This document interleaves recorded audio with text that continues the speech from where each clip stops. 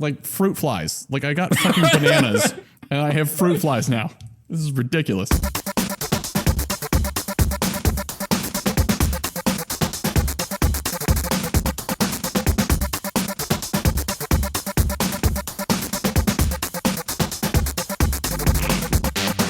Hello, welcome to Egghead Anarchy. I'm Brian. And I'm Alex. Today, we are going to talk about a few different things. We are going to talk about VR again, and you'll find out why when we get to that segment. We actually do have a good reason. We will also, in the context of VR, talk about Half-Life 3. What's that about? Mystery. What do we say? What does Half-Life 3 have to do with VR? Oh, You'll find maybe out. People should watch or listen or do whatever they do on the show. And last but certainly not least, we have two very special guests that we get to interview later in the episode. So be sure to stick around for that because it is a very good, very informative interview that's a lot of fun. And they'll tell us about their new game coming out, Echoes of the Fae. Oh, yes. The link for that is in the link both to the Steam Greenlight page and to the itch.io page is in the show notes. So be sure to go to itch.io and get the game and vote for it on Steam Greenlight so we can get that on Steam as well. All right, Alex, you ready to do this? Nah.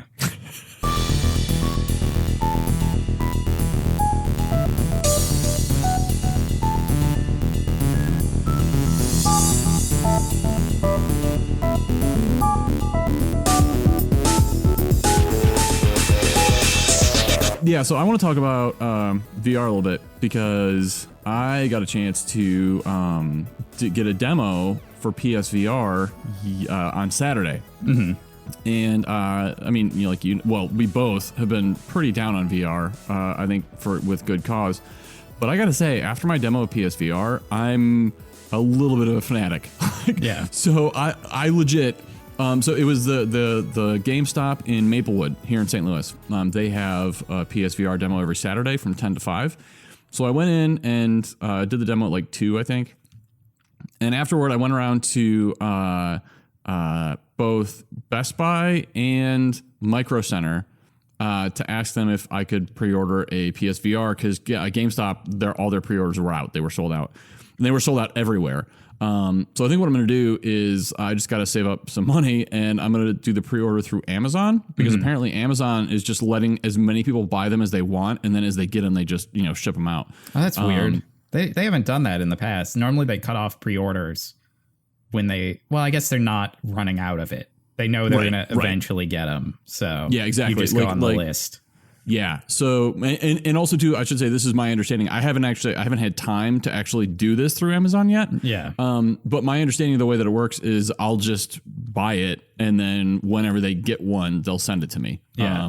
And that's one of the reasons why I always pre-order. If I pre-order a game, I do it through Amazon because other like companies like Best Buy and GameStop have had a habit of overselling pre-orders. Yeah. Especially on limited edition stuff. And you just don't get it then. They're like, no, we sold them all. And you're like, I pre-ordered it. I paid you money. Specifically to have it on launch day. Yeah. Yeah. And I paid you money to just have a copy for me. And you don't. What happened? Yeah. Like, that's the only thing that I'm here for. Yeah. But Amazon is normally good about, like, they stop selling them when they're out of them. They don't oversell them. So yeah.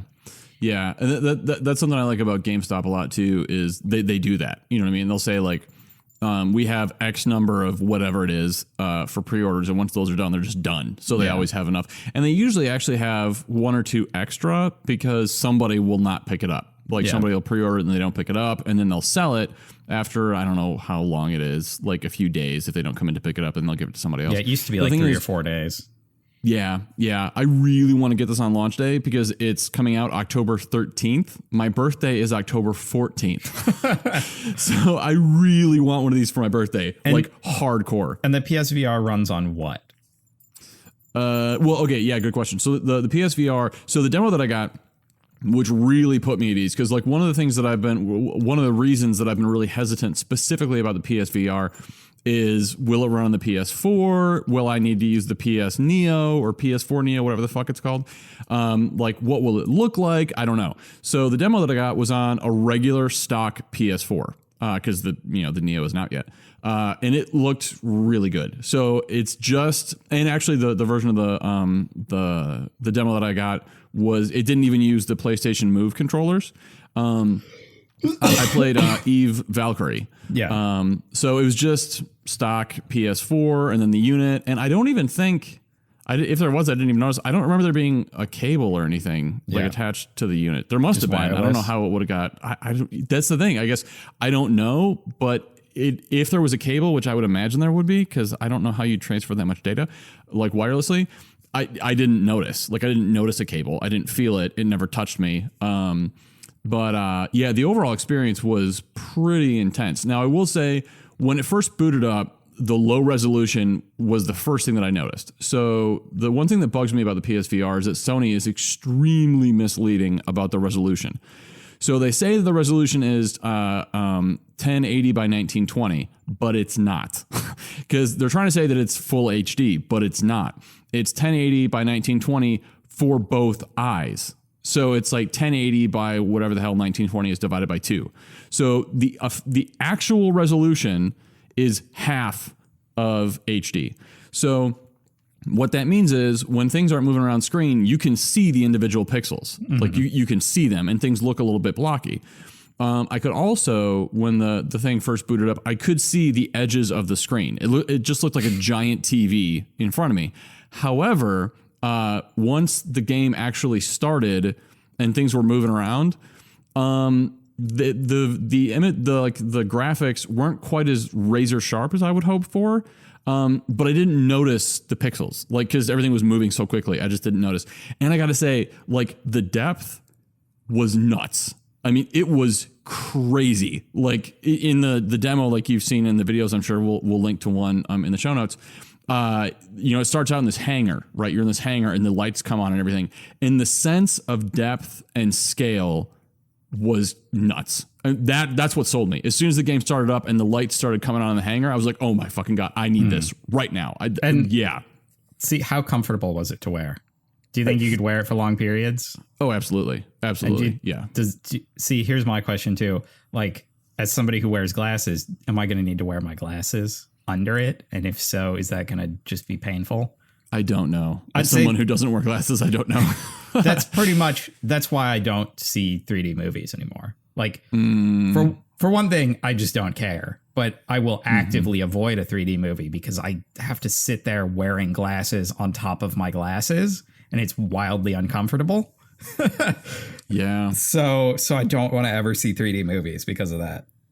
Now, just I would guess that it may not be that big a like I would guess part of the reason that the goggles are as big as they are is because they try to somewhat accommodate people wearing glasses, like to some extent. Yeah, I don't know for sure, but the Oculus I know comes with several different lenses that you can swap out, and it comes with like a normal lens, a nearsighted lens, and a farsighted lens.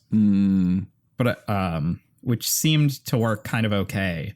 But I wonder if you're really going to be using it a lot and you have really bad eyesight, if you're going to need like custom lenses or how it's going to work out. I don't know. Those are technical issues. Yeah, I think that's another thing too, is that I could very much tell, like, I mean, this is obviously clearly first gen stuff. Like what I immediately, the comparison that immediately came to mind as I was playing this was, Super Nintendo. Like, we look at Super Nintendo now and it's like, comparatively speaking, technically it's terrible. It's nowhere even close to what we have now. But when it came out, like no one thought those graphics were photorealistic, but they looked good, right? And the games were good and they were fun, and for the time it was great. And now, and even so much so that now we have pixel art and all that kind of stuff because that's a genuinely good art style. People were saying when the PS2 came out that it was photorealistic. Well, people always said stuff is photorealistic, yeah.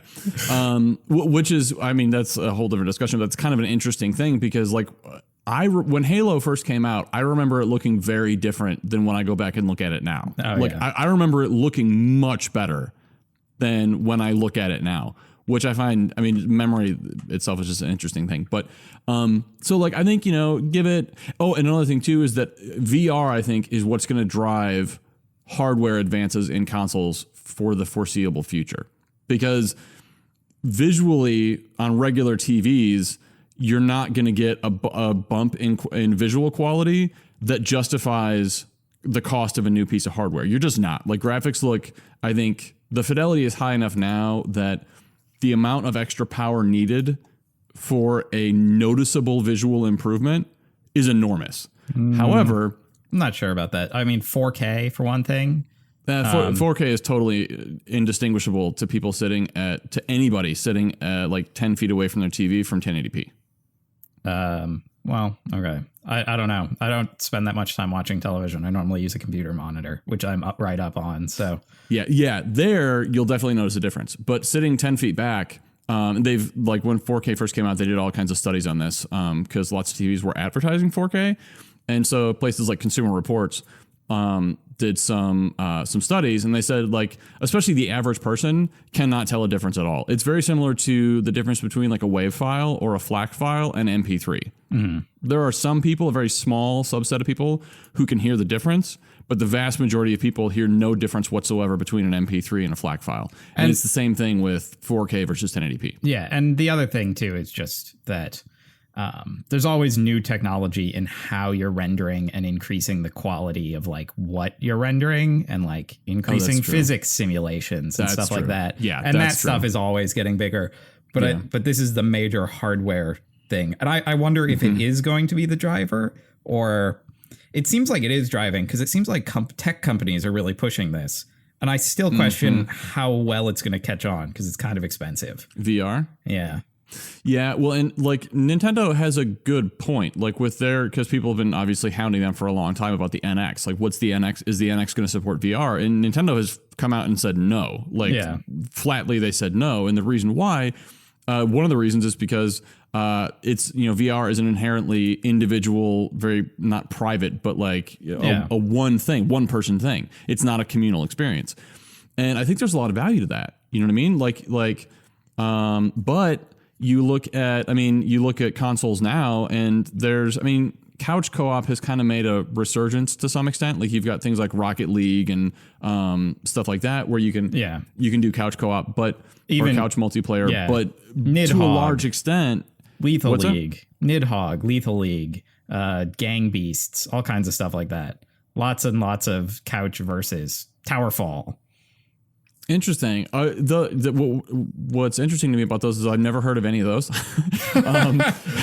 which it isn't anything about them at all. It's more like what I was saying is those don't sound like AAA titles to me. Oh, is that absolutely true? Not. Yeah. And I think that's one of the differences. And I think this might be one thing that separates indie games from AAA games, is that AAA games go for VR, for super impressive tech stuff, whereas indie games, at least, for studios starting out, it might make more sense for them to eschew that and go for things that don't work in VR, like multiplayer. For AAA multiplayer stuff, every fighting game. True, but there aren't that many. I mean, and that's what I mean by a resurgence. You have some that have come out, right? Like you have Street Fighter V, you have Mortal Kombat, but that's not a ton of games, And there's a pretty high number, and there's a good number of AAA kind of titles that just no one cares about in the United States. All the anime fighters that are wildly popular. Yeah. And then like also Blaze stuff, Blue and stuff like that. Yeah, BlazBlue, all the Naruto ones, all the whatnot. But also like sports games too, which all generally have couch multiplayer kind of components. That's a really good point. Okay, yeah, and I know nothing about sports games. That's a really good point. I'm not a big sports game player, so. But still, I think those are there. But I do see what you're saying about those. It tends to be online multiplayer or whatever, or the other kind, the single player. Yeah, and I mean, a big part of the reason, at least that I've heard, for the online multiplayer over local multiplayer from studios that do that is they say that it's much harder technically. Like, basically, if you're going to do local multiplayer, you have to cut your graphic fidelity in half. So you either make the single player version look less good, or you essentially have two versions of everything. So there's the multi with VR, or just in general. Sorry, just in general. So like Rocket League, for example, if you're playing Rocket League single player, it's going to look a little bit better than if you're playing multiplayer. Because you have to render essentially 2 screens. Exactly. Yeah. Exactly.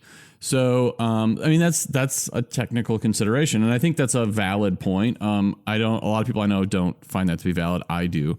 But I think that and I don't think this is a bad thing, but I think the industry is going to somewhat splinter. Maybe splinter is a bad term, but like there's going to become more niches, right? Like VR will be a niche. I think you'll probably have levels of VR. Like you'll have mainstream VR, which is going to be whatever Microsoft does, probably Oculus, like add Oculus support to the Xbox One or the Xbox Scorpio, and then PSVR.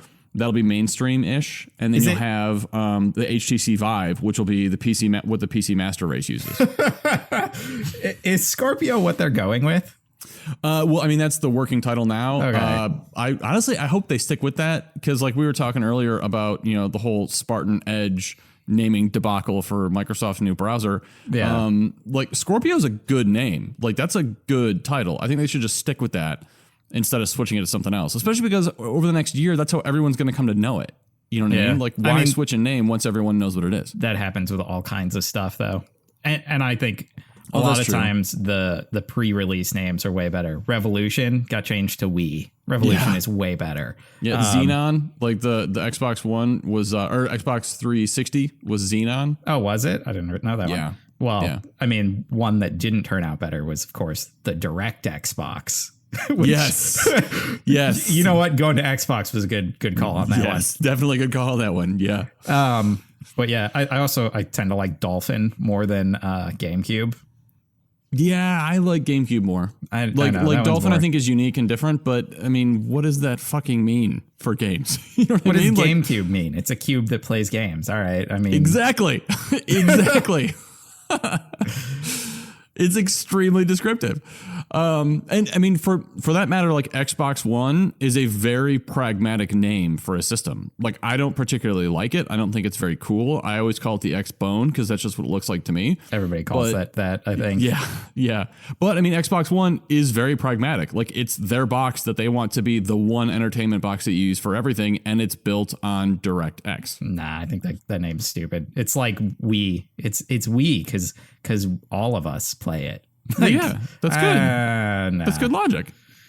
And you got the 2 eyes, which are like 2 people, and like, yeah, I think it works on multiple levels. But the Xbox One, like, it doesn't.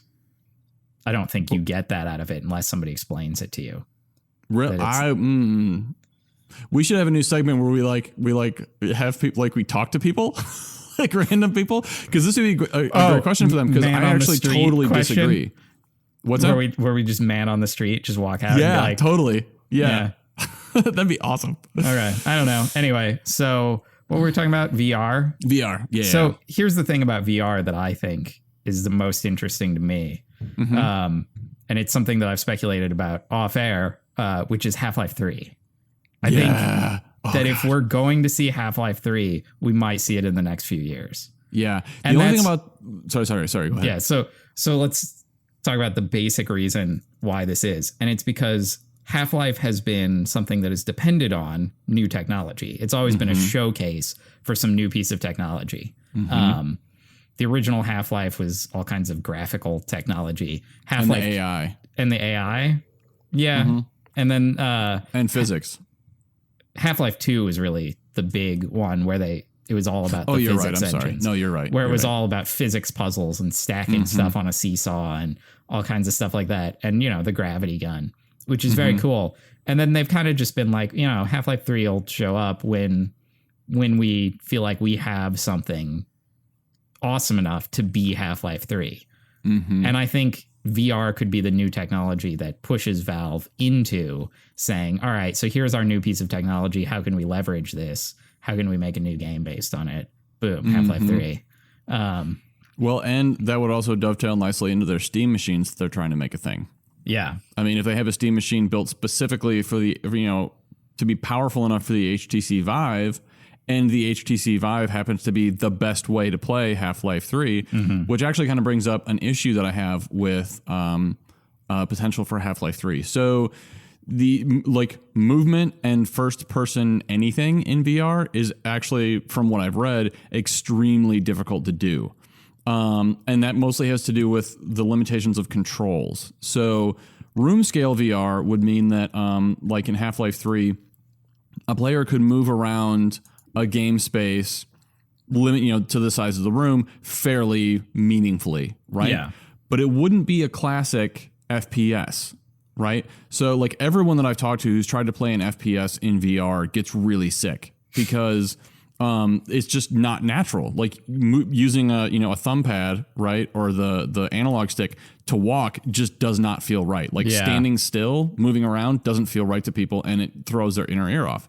And that's, I think, one of the things that VR would be really good for is mech games, where you naturally have a disconnect between the direction that you're looking and the direction that your thing is moving in, your mech. Yes. Because you can look left and right without having to turn the mech. So those can be easily disconnected from each other in a way that makes a lot of sense. Yes. Maybe there'll be a new Mech Warrior game. That'd be nice. God, it's been so long since I played a Mech Warrior game. Yeah.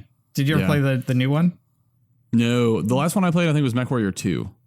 Long time ago. Really? Yeah. Mech Warrior 4 is really good. Mech Warrior Online. Sorry, I played Mech Warrior Online way back in the day when I had a dial-up. And that was a terrible experience. But, one more thing I want to say. Online, the NetMech, the Mech Warrior 2 online component. Oh, that might have been it. I remember it being called Mech Warrior Online, but I might be remembering that wrong. I don't know. But Mech Warrior Online is the newest one that came out by Piranha Studios. That's just an online free-to-play. Oh, yeah, not that. This was back when we had dial-up. It was really bad. I mean, like the game itself wasn't bad, but the dial-up was just too slow for anything to work. But one thing I'm super excited about for VR that I've actually been really upset about for consoles for quite a while, and just games in general, although I don't really know PCs that well, is like peripherals, right? Mm-hmm. So as I was playing Valkyrie, using the controller was surprisingly unnatural. It was weird. Like, I don't know why, but I kept like the invert Y was messing me up. I don't know why. And that's never happened before. That's how I've always played. And that's what I'm used to. But I kept pressing up and expecting to go up. Maybe that's because I don't know. But what I really love is for there to be flight sticks. Like old school flight sticks, right? Where you have like the joystick and then the throttle. That would be amazing. And we're already seeing kind of a hint of this with Sony's AIM controller, which you can use for Farpoint, which is one of the PSVR games that's coming out for PS4. I think if more controllers come out like that, especially on PC, where you can get wicked awesome $200 controllers, that I think could be extremely cool. And then like what you're talking about with Mech Warrior would just be all sorts of amazing, Or I guess if you have things like the HTC Vive where you don't even have to have a controller, you just have like the sensitivity of the gloves is good enough that you can feel like you're holding a stick without having to hold a stick. Yeah. I wonder if the disconnect you feel when playing a first-person shooter, if it's just going to be something that people get used to and get on board with after a while of doing it. Yeah, that's a good I guess question, because something like when I was done with my demo, I wouldn't say sick. I felt like I just got off a roller coaster, like at Six Flags. You know what I mean? Like I felt a little bit off. But that's something that I think that if I played a bit, I would eventually get used to. So yeah, and part of me now is wondering too, like when people say that they get sick playing VR, I'm wondering how many of them actually mean I got a little bit dizzy, but they're calling it sick. You know what I mean? Yeah, it's hard to say. I think some people do get horribly. I know my mother gets like horribly motion sickness when she goes to a like a film with a big enough screen. You know what I'm saying? Oh yeah. So. And like IMAX, that's what I'm trying to say. Yes. The like IMAX projections, like especially at the Science Center, make some people horribly ill. They even have a warning beforehand that's like, listen, you might get horribly ill. If you do, don't sue us. and I mean, that theater too, with the way the seating is set up, even makes me a little bit like, Like because it's really tall, right? So there's like nobody in front of you. Yeah. It's hugely stadium seating. Like it's very steep, and it's a little bit disorienting. And I wonder if just having a big screen real close to your face that's moving a lot at just a basic level makes some people nauseous. Oh yeah. I could totally see that. Yeah. Sorry. I didn't mean to say that like everyone is wrong. I just meant to say like I'm wondering how many people who say that they get sick playing VR like are, I don't know, for like a better term, like overestimating, you know what I mean? Like they may not be sick, like throwing up or unable to stand sick, because that's what I think when I hear sick. But what they may mean is just, oh, you know, I felt like I just got off a roller coaster, or I was a little bit dizzy, or like I had to take a minute. You know what I mean? And I mean, there's also the component of wearing something on your head. I know I've had like sets of headphones that are too tight or whatever, and they give me a headache after I wear them a little bit. So I think there's a lot of issues that could go badly with this kind of setup. Yeah. I mean, after like, I'm still, I won't even say that. I am unqualifiedly anticipating, that sounds totally wrong. I should find a better way to say that. Without hesitation, I am excited for VR now. That still sounds wrong. Anyway, I'm really, really looking forward to VR. And even more than this generation, I'm really looking forward to where it's going to go over the next 4 years, 5 years. Yeah. If there were a bunch of good games that I really wanted to play, and also I had the extra money, I'd be really excited about it. Neither of those things is true. So yeah, that's fair. That's totally fair. If they announce Half-Life 3 for HTC Vive next week, I'd be like, God damn it, I must get an HTC Vive. And $1,000 goes out the window. But even then, I wouldn't expect that to happen for like maybe a year or two. Like once things kind of settle down and we see where things are going. But I do expect that there might be at some point, hopefully, there'll be a killer app for one of these systems and people will go pick it up for that. Yeah. That I think we're going to be waiting a while, because I think, I mean, kind of putting my developer hat on for a minute, and after having played it, like everything about it is just so different. It's just such a different way to experience interactive content that I think there will be examples of really good games translated well to VR, but that won't be a selling point. Like there will need to be something new that you can't do at all outside of VR to be the killer app. And that's just going to take a while, because I think it's going to take a while for people to technically wrap their head around not just how do I draw to two screens, but like technically speaking, what sets VR apart, you know, like, and then from a user experience side of it, what makes VR different and what kind of things can we develop that would be undoable without VR. And I think that's just going to take a while. Yeah, I hope not. Or, you know, whatever. But I would think that if something doesn't come out like that, these most of these will die off. Like most of the VR that's sets what happened won't with consoles. Do well. That's what happened with consoles. You know what I mean? Like we all remember the Nintendo and the Super Nintendo and the Genesis and everything, but there were a lot of consoles before then, and we vaguely remember like the ColecoVision and the Atari 2600. But the whole industry destroyed itself with the Atari generation, the 2600, I believe it was, because there was no killer app. There was just a bunch of junk. You know what I mean? And I think that is the case, not just then, but I mean, do you remember the Atari Jaguar? Like, oh, yeah. Like, who has an Atari Jaguar? Oh, yeah, no one, because no one cares. And it didn't have any games. And that's kind of what I'm saying, is that a lot of consoles die off just because they don't have anything that you really want on them. And that might be the case for VR here. And if that happens, like, this isn't going to go well. They're going to need those games, those really good games on VR to be successful.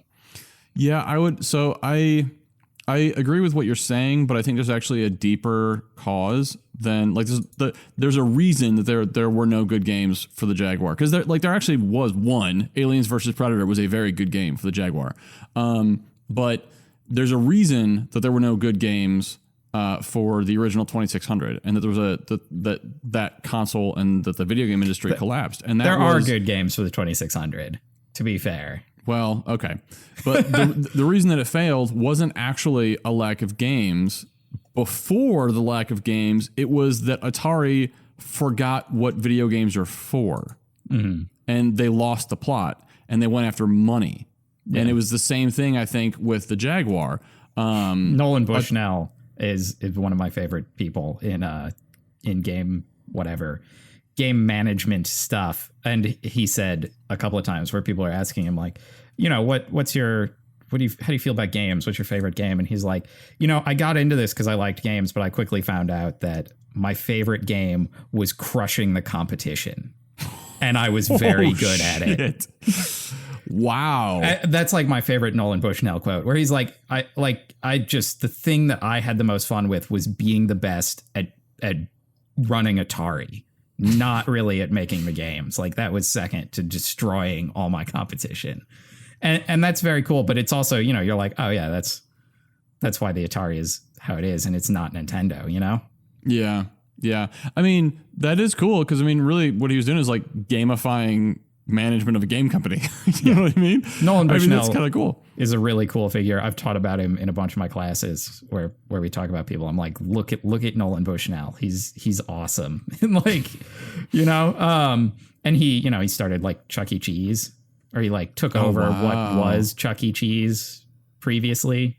It was called something else. It was called like Chucky's Animatronic Funtime Pizza Parlor or something weird like that. And then he took it over and made it into Chuck E. Cheese and then, you know, sold off Atari eventually. I can say that's probably a good move on his part, because now anyway, I cannot associate the word Chucky with anything but a murderous little doll. So having a chain of whatever the hell those things are aimed at kids named Chucky's just does not seem like a good idea to me. Well, and now they're just all Five Nights at Freddy's, because Five Nights at Freddy's just stole the entirety, even to the point of like Chuck E. Cheese used to be called something else, and it was just an animatronics diner place called whatever it was called in Freddy's. It's called Freddy's Diner or something, and then they changed the name, and like it seriously just ripped off the whole story behind Chuck E. Cheese. Five Nights at Freddy's did? Yeah. Really? Yeah. I mean, other than the murders and the fantastical bits. I was going to say. But it uses that thing that you're familiar with as kind of the creepy background for, you know, the story, which is cool, because that's always a good horror story where you're like, I can relate to this. And also the next time I go into Chuck E. Cheese and see an animatronic, I may shit myself. I mean, it just might happen. Oh, awesome. Awesome. All right. I think we are just about done here. I think we should move to the next segment. All right.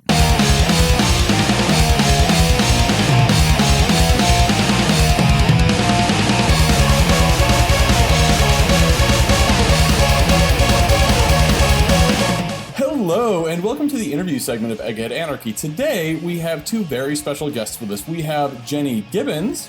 Hello, everyone. And we have Malcolm Pierce. Greetings. And they are two local St. Louis game developers, and not only are they independent developers, but they are also a dynamic development duo who works on games together, partly because they're married, which is super sweet and awesome. So Jenny started the indie game company Woodsy Studio, whose interactive novels include Seraphina's Saga, Quantum Conscience, Seraphina's Crown, and their newest title, Echoes of the Fae. She's also a historical fiction and fantasy author under the pseudonym Jaden Woods. Before she became a game developer, Jenny Gibbons graduated with a BFA from the University of Southern California's screenwriting program, then pursued certificates in animation and web scripting. Now she loves combining her passions to create dramatic visual novels. So, Alex, why don't you introduce us to our other special guest? All right. Malcolm Pierce is a writer, attorney, and game developer based in St. Louis. Under the Red Bird Menace banner, Malcolm creates comedy, horror, and experimental games such as The Closer, Game of the Year Edition, and 26GY, as well as media and sports criticism. He is also a co-writer at Woodsy Studios for the upcoming visual novel series Echoes of the Fae. In his free time, Malcolm enjoys video games, baseball, and petting cats, often all at the same time. A quick update to that. Petting cats is now actually a part-time job. Unfortunately, I can only get an internship, and I have not been able to get credit from either of the cats.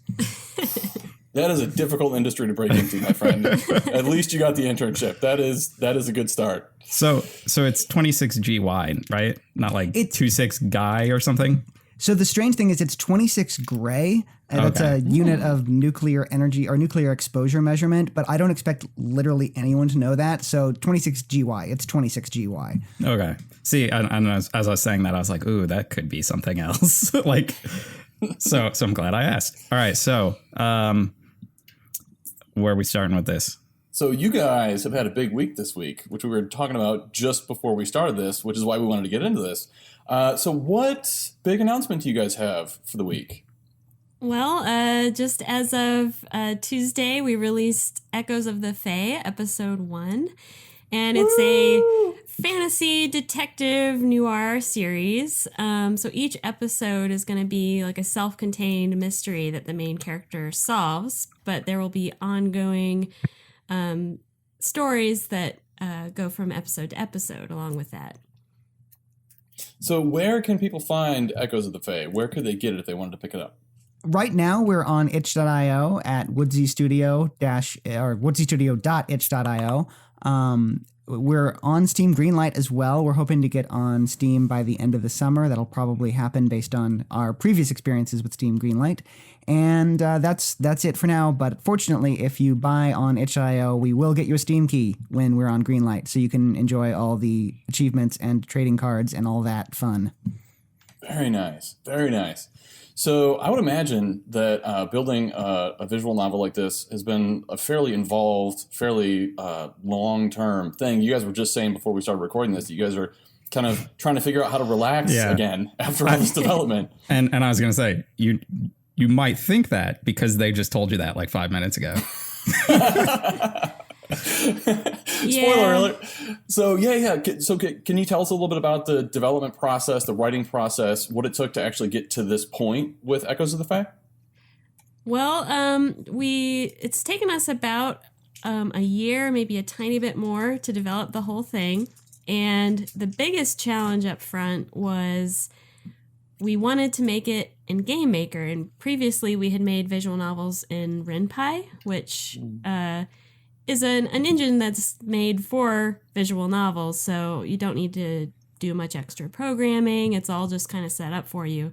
But we wanted to have a little more freedom to add some gaming elements. We wanted our main character to have a magic ability you could use, and we wanted you to be able to roam like this whole town. So we decided to make this one in Game Maker. That meant trying to figure out how to make a visual novel engine. And fortunately, early on, I found someone else's engine for sale called, it was EdgeVN by, I think, Boxley. And that really helped set up our framework of code within Game Maker for a visual novel. But we still had a lot of setting up to do from there. So it's been a lot of work. Yeah, largely the Think Boxley engine got around one of the problems with Game Maker, which is that it isn't exactly designed to render a whole bunch of text in a neat and comfortable way. That's something I've discovered in working in Game Maker like raw. And so text boxes that solved that for us. But as far as, choices and tracking, variables in it, that was stuff that we had to sort of bolt onto it ourselves. And that ended up being quite an endeavor. And why we're hoping that future episodes of Echoes of the Fae will take less than a year to make. So do you guys have a target time for the future episodes? Like, do you have any idea how much of the work you've already done you'll be able to kind of reuse for the next episode, or will you figure that out kind of as it comes? I'm thinking that 6 months is a pretty safe estimate. Like, it could take us less, but we should be able to comfortably get another episode done in 6 months. We might actually release a prologue beforehand. We're still kind of figuring that out. But I think it'll go pretty fast from here on out. Nice. Yeah, that seems like a pretty big savings. I mean, cutting the time in half, that seems like a pretty big deal. Well, one of the cool things about visual novels, or really anything that you make episodic in this way, is that any assets that you create for episode 1 can be helpful for episode 2. So, for example, our main character, Sprite, we don't have to draw that. We don't have to draw all the expressions again. If we wanted to give her a different costume, that's way easier than just starting from scratch for it. And we've got multiple characters that'll reappear in the second episode. And so it just, each episode we do cuts down the amount of work that we have to do to make a new product. And that's really nice when you have an episodic series like this. Wow. Yeah, I imagine that's really cool. So a year of development for the first episode, an estimated 6 months of development for the second episode. How much gameplay time or novel time do you guys target for each episode? It's generally probably about 5 hours. It's very different from player to player. Kind of depends on your reading speed, and we have like these side quests that you can explore, which can add quite a bit of time to your playthrough. But about 5 hours tends to be what we aim for. And see, I'm curious, how long are your scripts for these games? The script for The Fox's Trail, I know, was at least 120,000 words. And that's divided among different endings. One of the things about visual novels is the main gameplay is the choices that you make, the way that you, in this case, the way that you go about the investigation of the mystery and who you tell when you find out the truth, for example. So as the game goes along, it sort of branches out into various different endings, various different ways of wrapping up the story. And so each time you play through, you're not going to get 120,000 words of the script. You're probably going to get, maybe 80,000 or something. But there are different variations, and that's another thing that adds on to the playtime. If you are the kind of player who just like commits and says, I'm going to play this once, and this is going to be my canon ending, and I'm going to go forward from here in the next episode, then maybe it's 5 hours. But if you want to see the other endings, it actually starts to get longer, maybe 7, 8, 9 hours, because there are different ways that you can go about the investigation. And so, Jenny, you write novels too. Do you find this like frustrating that you have to write way more for like the total amount of time that the audience is going to spend playing with it? There was definitely a big adjustment, and actually both Malcolm and I wrote novels before this. And a branching story, there's definitely a lot of really fun things about branching stories, because sometimes when you're writing a novel, you have to make really hard choices about how you want it to end. And with a visual novel, you can say, oh, hey, here are like these 10 different possible ways it could end, and they're all interesting, and I can explore every single one. So that's fun until, of course, you have to write each 10 or more with like variations within variations. And I would say that it's fun until you have to test each ending. And writing them was a little bit stressful because it did take some time, but it was also fun to, how does it go if this person knows the truth, this person doesn't know the truth, et cetera, et cetera. The problem then comes when you're like, well, we're going to release this, and we want to make sure that when people play this game, they're getting the ending that they expect. And you have to test it to make sure it all works. And that can be a little trying, but I think that we managed to do a really good job, mainly because we're, almost a week out from release, and we've fixed exactly one bug that was reported. I'm pretty proud of that. Wow, that is quite an accomplishment. Good job. So I know, Malcolm, you do game development as well. You actually have a game that you're working on for the Game Dev Duel 2016 with the St. Louis Game Dev Co-op. What kind of overlap and or differences are there between doing a visual novel and doing a game like what you're working on for the Game Dev Duel? What transfers over and what doesn't? It's funny. Not a lot transfers over. We're using a very specific system in Echoes of the Fae and GameMaker. I'm using GameMaker for the Slow Jam game as well. We've got a system set up where it's easy to put things in. I will say that Jenny set up a lot of it, and I just worked within it. And so going straight in and doing a game that is nothing like a visual novel, it is actually a roguelike a very casual roguelike is what I'm picturing it as, is completely different, but it's also a really good learning experience. And part of the reason why I did the Slow Jam, even though it's the month we're releasing, is I wanted to learn a lot more about Game Maker and gameplay elements that potentially we could incorporate into Echoes of the Fae later. Yeah, that makes sense. Right now, the first episode, Sofia Rykov, who's the main character, her power, she has magical power, which she turns into a cat. But part of the conceit of the story is that her magic is unstable, it changes, and we want to have her have a different magical power each episode, which means we want to have a different gameplay conceit each episode. And so learning more about the functions of Game Maker, the things it can do, I thought would be really helpful going forward so that maybe we could incorporate more RPG light elements into the game in future installments. Very nice. Now, oh crap! I had a question that totally, like, as soon as I went to ask it, it just slipped away. So I guess moving on really quick, kind of going back to like doing origin stories, right? So how did you guys get into game development? When did that start? And like, did you guys realize you wanted to do game development before you met each other, or was it when or after? Like, how did that happen? Well, we both met in Los Angeles at screenwriting school. So we both started off in Hollywood and mutually decided we didn't really like Hollywood or didn't want to stay there. And frankly, both of us have spent kind of several years exploring different career routes. For me, I went from screenwriting to writing novels to looking into animation, and I'd always had a lot of different kind of creative interests. And one by one, they just started combining into these visual novels. It just started with me kind of illustrating stuff and putting music to it. And then suddenly I was making Seraphina Saga.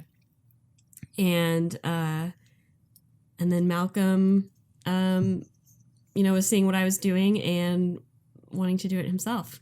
Yeah, I before we met, as Jenny said, in at USC at screenwriting school and got tired of Hollywood. Then I went to law school and continued to be a writer on the side, writing a lot of novels that have never been published or never even tried to be published, just because it was something that was fun to me. I like telling stories, things like that. When Jenny started getting involved in visual novels, I also started making games instead of writing novels as a hobby. That was where the Closer Game of the Year edition came from. That's a baseball comedy visual novel / adventure game that I developed mostly when I was working as a lawyer.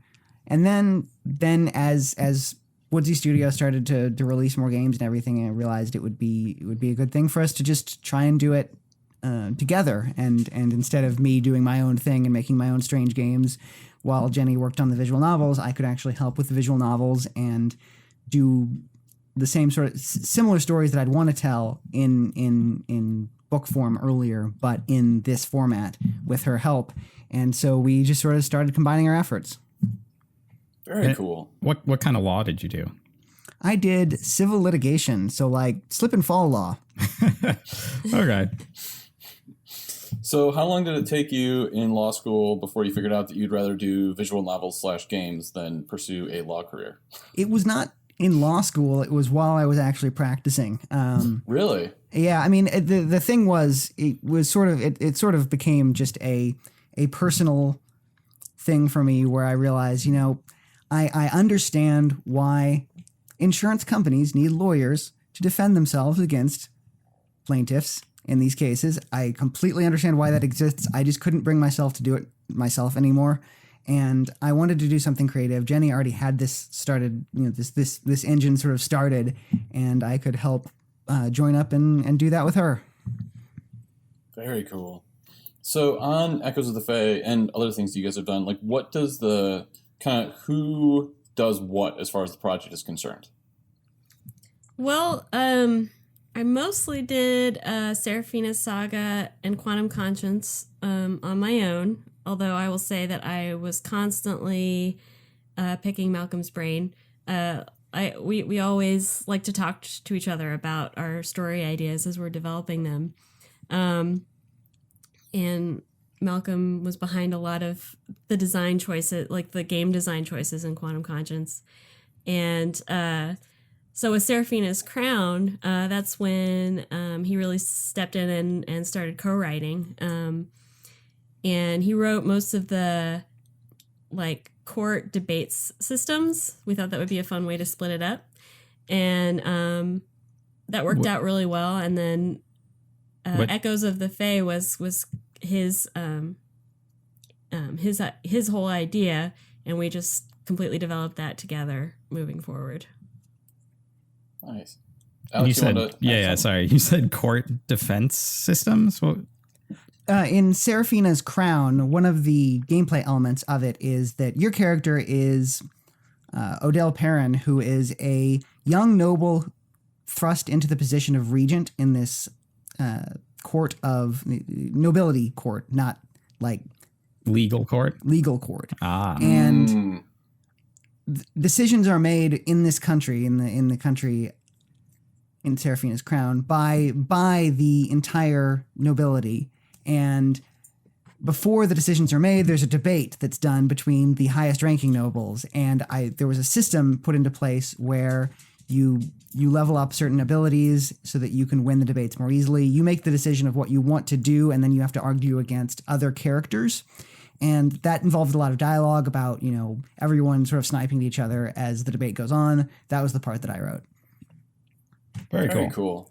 Something I want to go back to really quick. The Closer, Game of the Year edition. Yes. Did that actually win Game of the Year? No. Awesome. So what's the story behind the name then? It released about, I think it was a year ago. Yeah, it was a year ago. It released a year ago when we were right in the thick of every game in the world being re-released on PS4 and Xbox One as such and such Game of the Year edition. And The Closer is largely just it's satirical. It's not. There's nothing about it that is at all serious. One of the major characters that you play as is a anthropomorphic adaptation of Twitter, for example. Oh man! So of course that means it has like nothing but wise, supportive things to say all the time, right? Yes, of course. And so everything about The Closer is. I mean, The Closer is not at all a serious game. And so I thought it would be funny to release it as The Closer Game of the Year edition, because everything else was Game of the Year edition without any, like you look back at something like, Saints Row 4 Game of the Year edition and who exactly, that was a great game, but I don't know if it won any Game of the Year awards, but sure, it just put that out there. And so I thought, you know what? I can also put that out there. There you go. Prove me wrong. Did it not win Game of the Year? You got to prove me wrong. They have to show me where it didn't win Game of the Year somewhere. And if needed, awesome. I can just start my own website and give it Game of the Year of 2015. My mother gave it Game of the Year. That's exactly. Yeah, there you go. Oh, that's awesome. So I know. How long have you guys been involved in the St. Louis game dev community co-op, amorphous thing, whatever? I guess about 3 years. That sounds right. I first went to one of the game jams at Simutronics, I want to say roughly 3 years ago. And that was right around the time I was making Seraphina's Saga, my very first visual novel, and figuring all that stuff out, and continuously got encouraged by the great game development community here. Started going to more of the events and kept doing game jams, and then pulled Malcolm into it with me. Very cool. Now, you gave, Jenny, a talk recently at the Game Dev Co-op about writing in 4 games, right? Like writing scenes and things like that. Yeah. That was really good, by the way. I one of the things that's always held me back with games is the story aspect of it, because I don't know how to write. So I'm like, where do I start? And so the big takeaway that I took from it was the 3-minute thing that you said. You know, like most scenes, most interactions between characters typically tend to be about 3 minutes because that kind of just feels right to the audience, the viewer, right? Yeah. So, like, what have you given other talks for the Game Dev Co-op, or was that your first one? I did a talk at Pixel Pop the year before last, and just talked in general about kind of plot development. That was like a 50-minute talk where I talked about, you know, the different acts of your story, the arcs of each character, and the conflicts that you should try and design with other characters. So that was another talk I did. So how do you prepare for those types of talks, like for, I guess, speaking in front of other people? Good question. I was definitely. I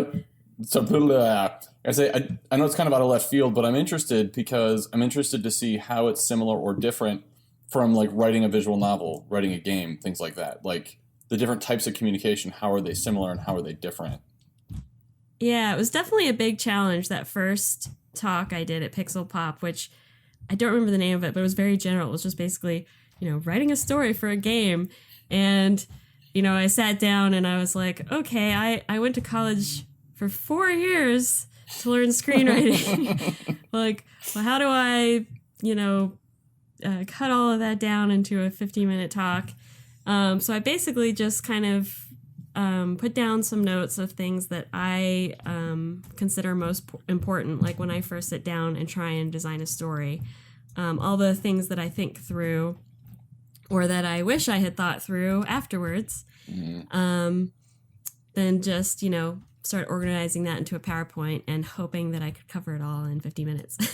Well, I'll say one way that writing a visual novel is different from giving a presentation like that. And I did a game maker presentation with Jenny earlier this year. And cool. it's you know, when you're writing a visual novel and you make a mistake, you can go back and you can highlight it and you can delete it and then you can rewrite it. Mm-hmm. Whereas when you're talking with other people in front of a crowd and you start hitting Control-Z on your keyboard, they just look at you awkwardly. They don't actually forget what you said, which, God, I really wish they would. But they just stare, and I'm like, guys, I'm trying to delete this. Where's that memory wiper thing from Men in Black? Oh, that's very cool. So how many do you guys have, like a set number of episodes for Echoes of the Fae that you want to do, or is it like a thing that you're going to just kind of see how it progresses and see where it goes? We're going to keep making episodes until HBO buys it as a series. Then plan. we'll hand it off and we'll be very happy. So actually, that makes me think. So this is totally out of left field, but have you guys heard of a show? It's actually, I guess it's on MTV. I've seen it on Netflix, but called the Shannara Chronicles. No, I haven't. No? Okay. Based on the Terry Brooks novels. Yes. Oh, yeah, that makes sense. Yeah. So the only reason I ask is because this, like, MTV clearly wanted this to be their Game of Thrones. It's not by any stretch of the imagination. But it's kind of cool. Like, there's a lot of things about it that are not very good, but the few things about it that are good are really, really good. Sorry, you just mentioned Game of Thrones. That made me think about it. I've been wanting to talk about the show and bring it up, and this was a good chance.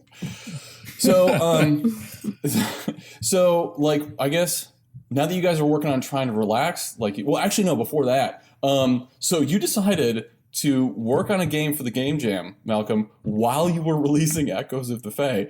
Like how that's pretty gutsy. Like, that's a pretty intense thing to do. So, like, how have you managed time doing that? Like, between Echoes of the Fae and the Game Jam game, I would guess Echoes of the Fae takes priority, but like what does that look like in terms of time? Echoes of the Fae definitely takes priority, and it's one of the reasons why, you know, with these game jams, you typically want to work with a team because you want to get a lot more done and more people get more done.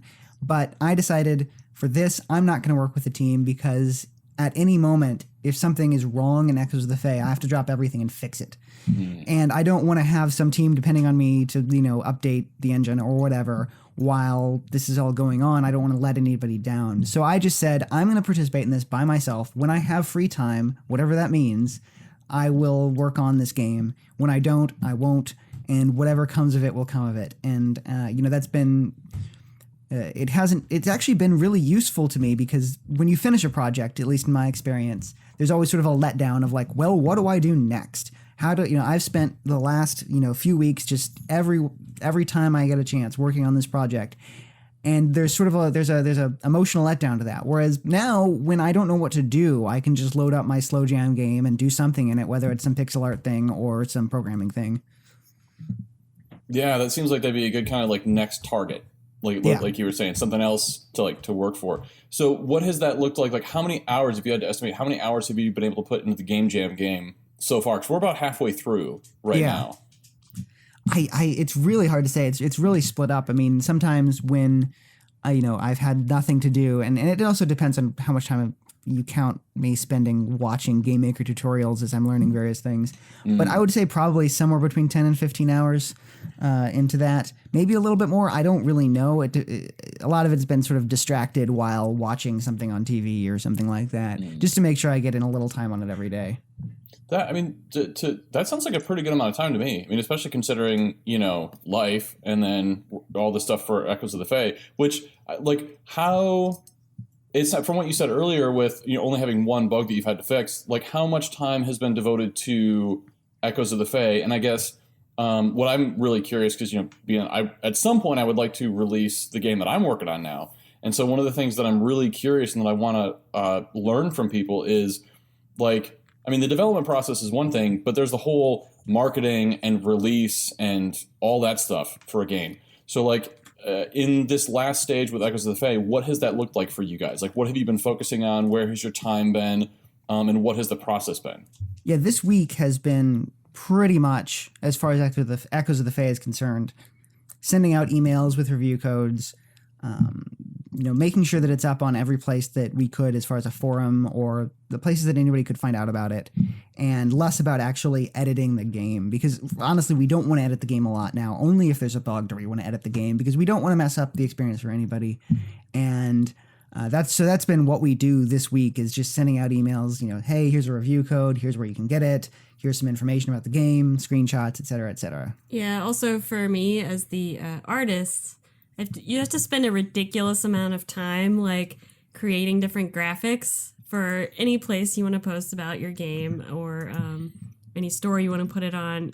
You have to make, you spend this time, make this beautiful image, but then you need to figure out how to make it a wide aspect ratio or a square aspect ratio or really tall, or a tiny, tiny icon. So you have to just make tons and tons of graphics. Yeah. So. Or, for example, if you're going to be interviewed on a podcast and they want an image for the podcast.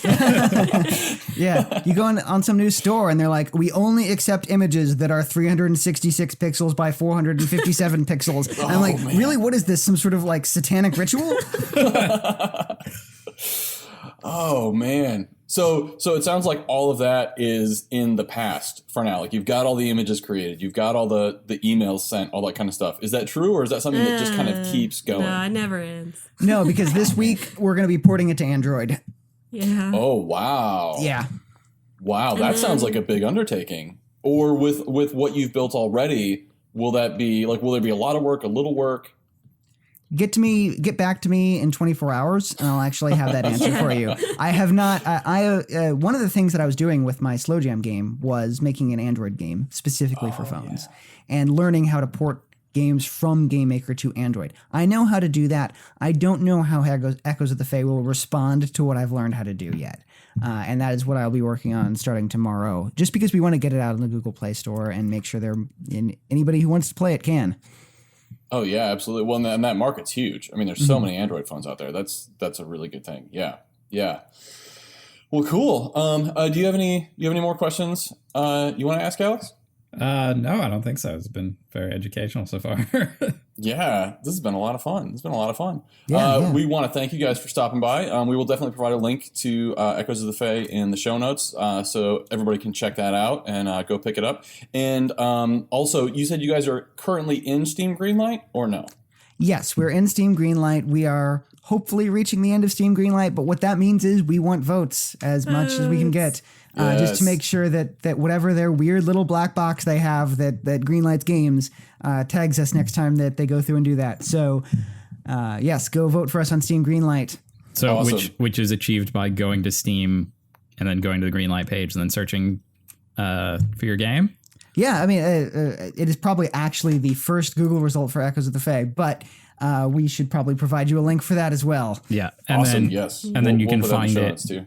Also, if you wanted to purchase it now, you can do so, right? Yeah, that is on itch.io, and that is woodsy-studio.itch.io, and you will be able to find Echoes of the Fae. It's right there, and you will get a Steam key when we're up on Steam. Very cool. Very nice.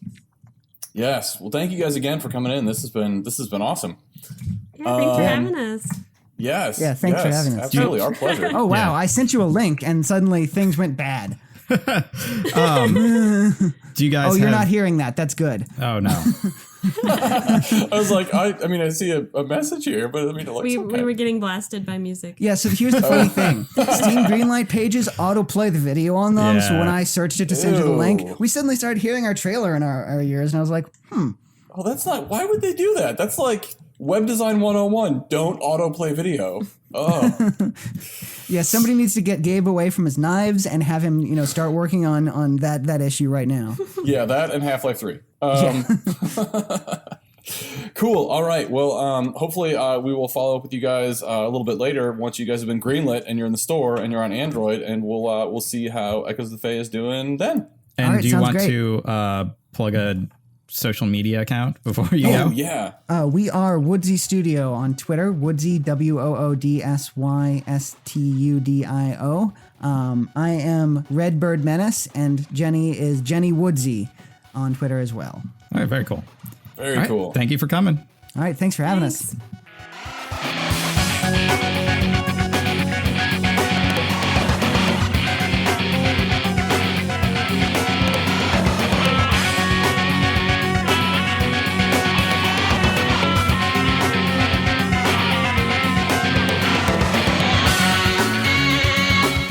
The episode is now done, ladies and gentlemen.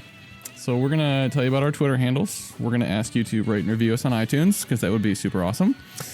We're going to say thank you for listening. Thank you for listening. Subscribe on Oh, YouTube. yeah. Yeah, subscribe on YouTube, subscribe or follow us or whatever the fuck you do on SoundCloud. Subscribe to the podcast on iTunes. We're also on Stitcher if you want to subscribe there. Wherever you're currently listening to it, just click that Yes. button that means Yes. that we keep showing up in your feed, please. Yes. I mean, basically just listen to every episode is really what we're trying to get at here, because we hope it's good and we hope you like it. Play them on repeat in the background. Like when you're not even home, just let them keep going. We could use those numbers. It'd be cool. You know what? Just build a bot that just constantly plays our episodes all the time. Why don't you do this? I don't dare do you. that. I bet you can't build a bot that will play every one of our episodes 1,000 times in a day. I bet you can't do that. No. Don't. Really Don't do that. For real, don't do that. Don't do that. We, Don't do that. I'm sure we could get in trouble for saying that's actually to a good do point. that. Yeah, that's a good point. For real, don't do that. Officially, legally, don't do that. So, however, what you should do is follow us on Twitter at Egghead Anarchy. You can also follow me at BSG Bryan. Or me at Senior Don Gatto. Yes. And we will also have... No, I'm not going to mention all the Twitter stuff because we did that in the interview. Yes. Okay. So we're good. We're done. You guys have a great week. And we will talk to you soon. Bye. Actually, we don't really talk to you guys at all. We talk except at the you. end. Yeah. Fuck. Whatever. We'll see you soon. This is a mess. This is a total mess.